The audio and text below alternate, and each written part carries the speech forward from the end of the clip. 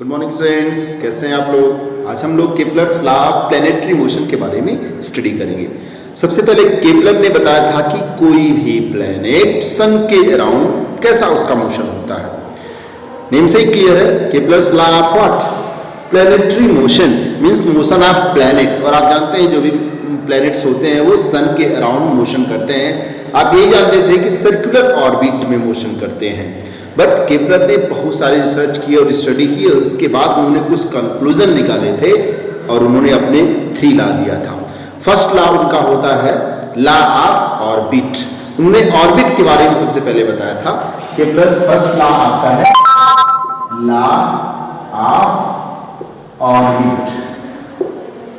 इसमें इन्होंने बताया था every planet revolves around the sun in an elliptical orbit।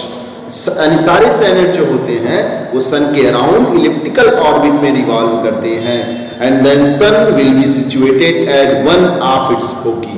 और सन जो होता है उनके चूंकि इलिप्स में 2 फोकस होते हैं, उसमें किसी एक फोकस पर आपका होता है। जैसे फिगर के थ्रू अगर इसको आपको हम समझाना चाहें तो आज देखिएगा, ये इलिप्स हो गया आपका। कोई भी जो प्लैनेट होता है वो इलिप्टिकल ऑर्बिट में रिवॉल्व करता है अराउंड द सन। सन के अराउंड, मान लीजिए सन यहाँ पे है, इस तरीके का मोशन होगा, ऐसे इस तरीके का मोशन होगा आपका मींस। और जो सन होता है ये इलिप्स हो गया। इलिप्स में जानते हैं माइनर एक्सिस होता है और मेजर एक्सिस होता है।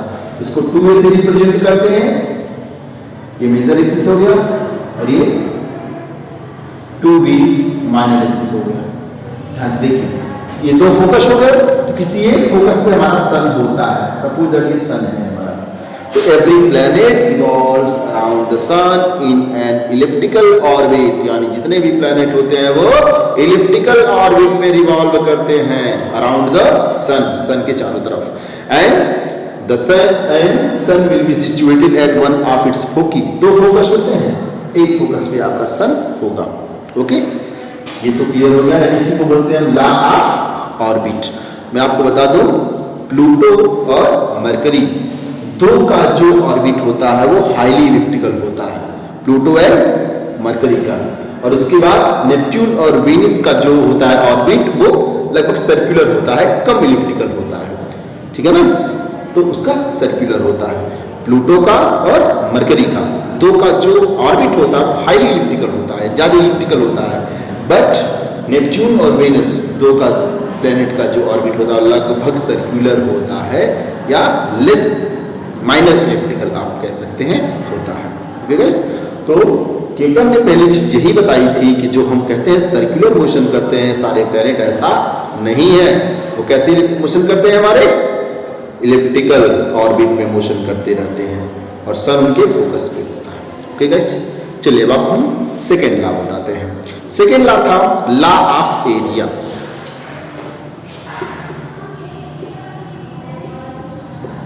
लॉ ऑफ एरिया नेम से क्लियर, इन्होंने एरिया के बारे में कुछ बताया था। आप कहेंगे सर ये एरिया क्या होता है।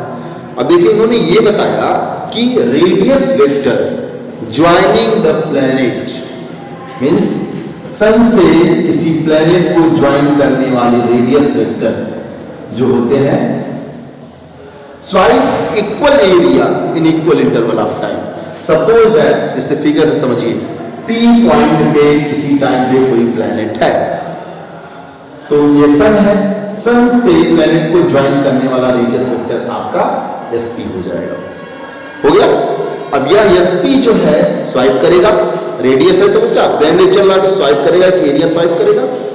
Swipe equal area, suppose that Q point पे आ गया हमारा प्लैनेट, तो यहां से फिर से हम ज्वाइन कर देंगे Q को। तो ये जो एरिया होगा means PQS, radius vector joining the planet to the sun swipe equal area in equal interval of time. And जितने टाइम पे, ध्यान से देखिएगा, P से Q तक कोई प्लैनेट आया है और ये PS रेडियस वेक्टर जितना एरिया स्वाइप किया है उतने ही टाइम पे, सपोज दैट कोई यही प्लैनेट A पॉइंट पे है और उसके बाद B पॉइंट पे पहुंच गया, टाइम इंटरवल वही है। अब देखिए ये हमारा इसका एरिया वेक्टर मीन्स ये जो पार्ट का एरिया है पी एस क्यू का और ए एस बी का वो जो एरिया होगा वो सेम होगा। मीन्स क्या होगा, radius vector joining the sun to the planet swipe equal area in equal interval of time. एक जिससे एक चीज ये क्लियर हो रहा है कि जो प्लैनेट सन के क्लोजर होता है उसकी स्पीड बढ़ जाती है, उसकी स्पीड क्या होती है, बढ़ जाती है, और जैसे जैसे वो जब दूर होता है उसकी स्पीड क्या होती है, कम हो जाती है, क्योंकि इनका एरिया इक्वल होगा। सपोज दैट 3 डे में कोई 3 डे लगा है और 3 डे में पी से क्यू तक आया है प्लैनेट हमारा, तो पी से क्यू तक आया है, जो एरिया होगा पी एस क्यू का उतना ही किसी टाइम पे हमारा ए पे प्लैनेट है और 3 डे में वो बी पहुंच गया है, तो ए एस बी का भी एरिया जो होगा वो पी एस क्यू के इक्वल होगा। मीन्स इक्वल टाइम इंटरवल में उनका जो एरिया होगा स्वाइप का वो क्या होगा, सेम होगा। ये कब हो पाएगा, क्योंकि क्लोज है, एरिया अधिक होने के लिए आपका ये डिस्टेंस अधिक होना चाहिए। मीन्स जब कोई प्लैनेट सन से क्लोज होता है तो उसकी स्पीड बढ़ जाती है, और जैसे जैसे वो प्लैनेट सन से दूर होता है उसकी स्पीड क्या होती है, कम हो जाती है।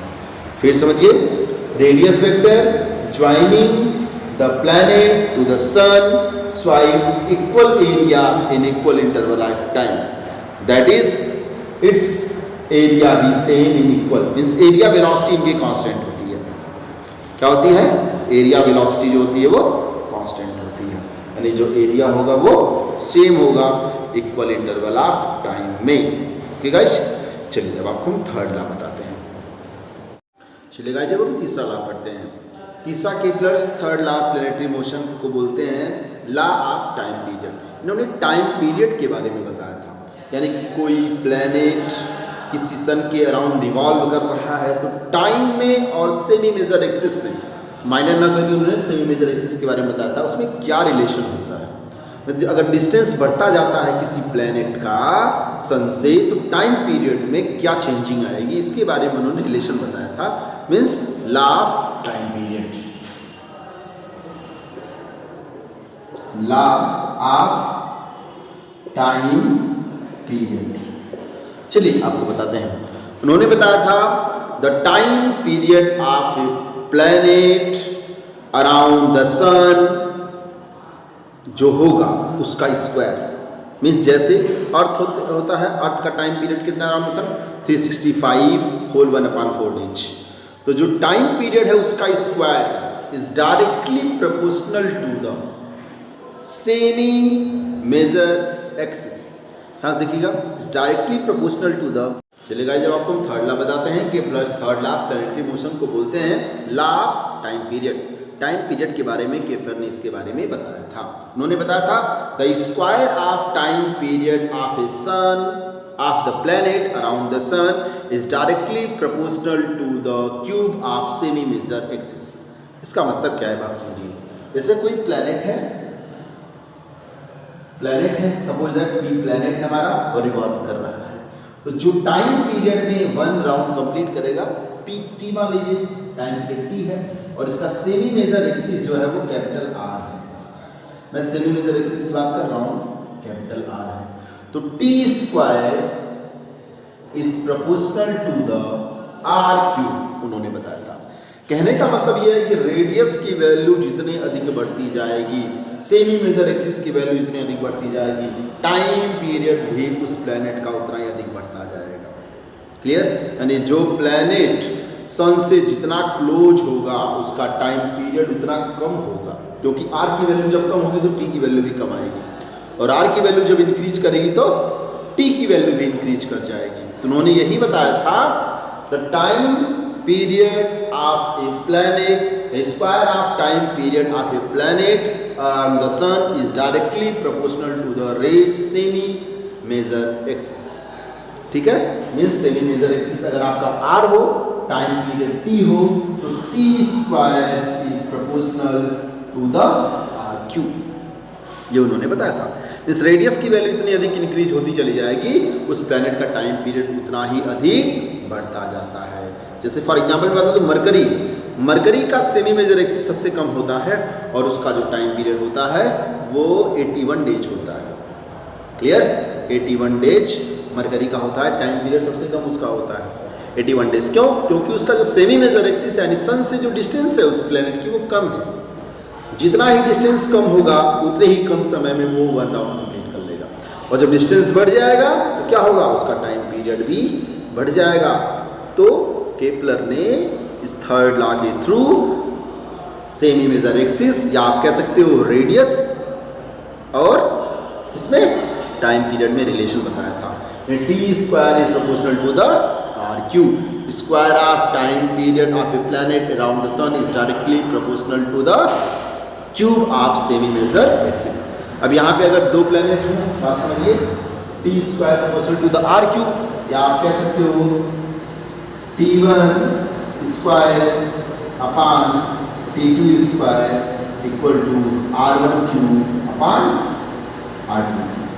दो प्लैनेट हो, पहले प्लैनेट का टाइम पीरियड T1 हो, रेडियस R1 हो, दूसरे प्लैनेट का टाइम पीरियड T2 हो, रेडियस R2 हो, तो T1 square upon T2 square equal to R1 cube upon R2 cube. Same formulation find out कर लेंगे।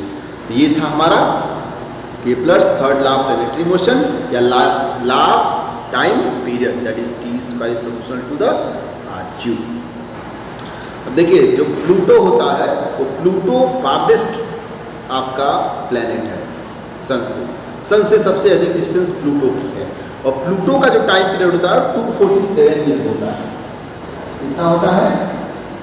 247 ईयर्स प्लूटो का। बात समझिएगा, मीन्स 247 ईयर में वन राउंड कंप्लीट करता है प्लूटो अराउंड द सन का, यानी सन के एक चक्कर करने में कितने लग जाएंगे? 247 ईयर लग जाएंगे। जबकि यहीं पे और जानते हैं, अच्छा बताइए अर्थ का, और जानते हैं अर्थ का टाइम पीरियड कितना होता है? 365 डेज और 6 आवर्स। क्लियर? 365 दिन और 6 घंटे होते हैं। 365 दिन और 6 घंटे में हमारा जो अर्थ है वो सन के अराउंड वन राउंड कंप्लीट कर लेती है। अब उससे कंपेयर में आपका प्लूटो का जो टाइम पीरियड है वो 247 ईयर्स है, और मरकरी का जो टाइम पीरियड है वो कितना है? 81 डेज। इसका मतलब क्या हुआ? जो प्लैनेट जितना ही क्लोज होगा किसी सन से उसका टाइम पीरियड उतना ही कम होगा, और जो प्लैनेट सन से जितना ही दूर होगा उसका टाइम पीरियड उतना ही अधिक होगा। तो गाइस, ये थे Kepler's law of planetary motion. आप पढ़ लीजिएगा, एग्जाम के में भी इम्पॉर्टेंट है। फिर से मैं बता देता हूँ, इसको अदर वर्ड में पूछ सकते हैं। Kepler's first law of planetary motion, Kepler's second law of planetary motion and Kepler's third law of planetary motion. तो फर्स्ट लॉ को हम क्या बोलते हैं? Law of orbit. ये क्या होता है? Every planet revolve around the sun in an elliptical orbit and the sun be situated at its one of the foci. Clear? Second है आपका law of area, means radius vector joining the planet to the sun swipes equal area in equal interval of time, means area vector will be, area velocity will be constant. Means equal time में सारे planet जो होते हैं वो equal area ही swipe करते हैं। इससे ये क्लियर होता है कि जो प्लैनेट सबसे क्लोज होगा वो उसकी स्पीड बढ़ जाती है, तो वही प्लैनेट डिस्टेंस में अधिक बढ़ जाती है तो उसका स्पीड क्या होती है? कम हो जाती है। और थर्ड था law of time period, square of time period of a planet around the sun is directly proportional to the cube of semi major axis. Okay guys, आपको पढ़ लीजिएगा, इसके बेसिस पे न्यूमेरिकल क्वेश्चन होंगे उसको